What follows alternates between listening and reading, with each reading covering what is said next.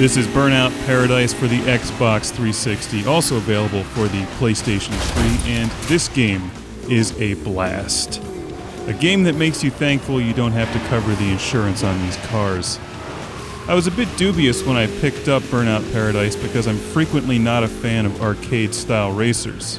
But any game that has Guns N' Roses as the introduction music immediately gets my attention, and it just got better from there.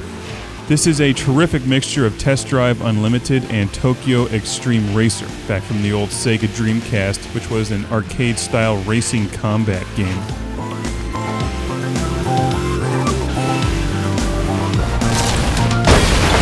The entire thing takes place in this big paradise city, which is like one of the gigantic cities in Grand Theft Auto or something. You have pretty much unlimited access to this rather large environment. Paradise City seems like a fun mixture of Chicago, New York City, London, and a bunch of other environments like farms and dams and bridges that are broken. There's jumps everywhere, all kinds of obstacles. And as you can see on screen, the graphics and the fluidity of the game are just terrific. And you don't get cars by winning money and buying them. You get cars by unlocking them, smashing them into the side of the road, and then they fall out of the sky and land in your junkyard. If only it was that simple in real life.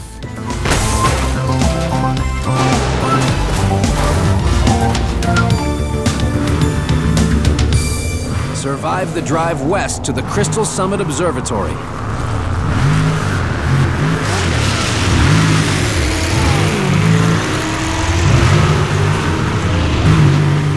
The whole point of the game is to win a variety of different competitions, everything from just straightforward races to get somewhere faster than your opponents. There's the marked man races, which you see on screen now. Number of cars that look like Nissan Skylines mixed with the Wraiths from Lord of the Rings are chasing you down and trying to wreck your car. You're trying to make it from point A to point B in one piece. Those are a lot of fun.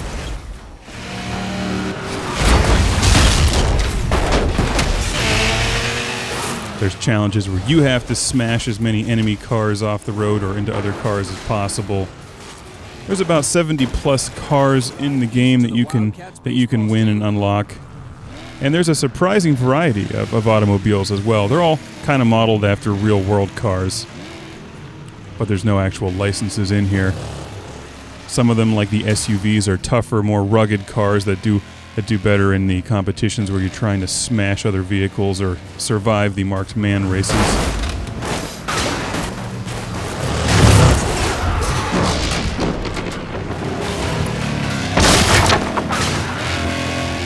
Other cars are smaller, handle better, faster.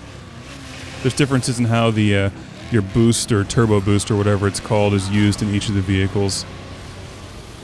Sometimes that can be really cheesy in video games, but in this one it works really well. You start each race by finding them at intersections with stoplights. Race northwest to the country club. And you just pull up and squeeze the two triggers and begin whatever kind of race happens to be assigned to that stoplight.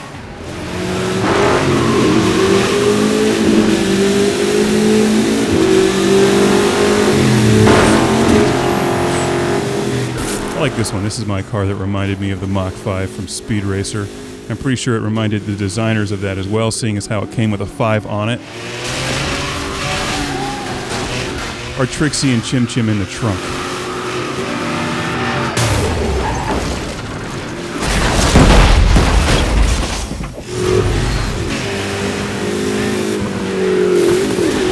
This is part one of a two-part review, and we'll look at the cars closer in the second part. But I gotta tell you, the variety of races in this game and the different ways that they drive you all over this huge Paradise City map are really entertaining, and it's highly addictive. This game is terrific. And if you like driving games, whether it's Forza 2 or Gran Turismo or the Ridge Racer series, this one should appeal to you because it's right in the middle of all of those and adds this element of just mass chaos.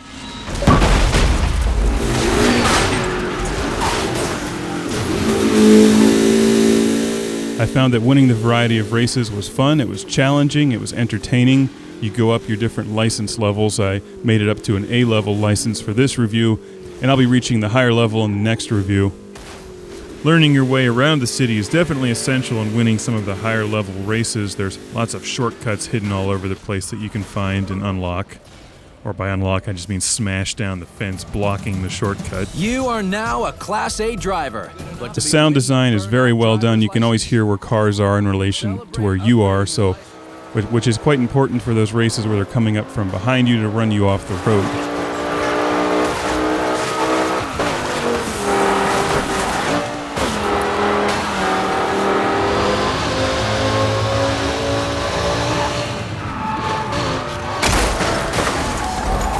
And the game should appeal to you if you like driving or if you like the Tony Hawk style video games mixed with cars, where you're jumping off ramps and doing flips in the air. I like the actual, just straight up racing better myself and smashing into things.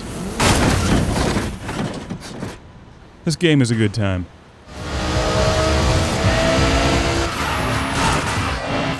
The Janssen P12 has been delivered to your junkyard.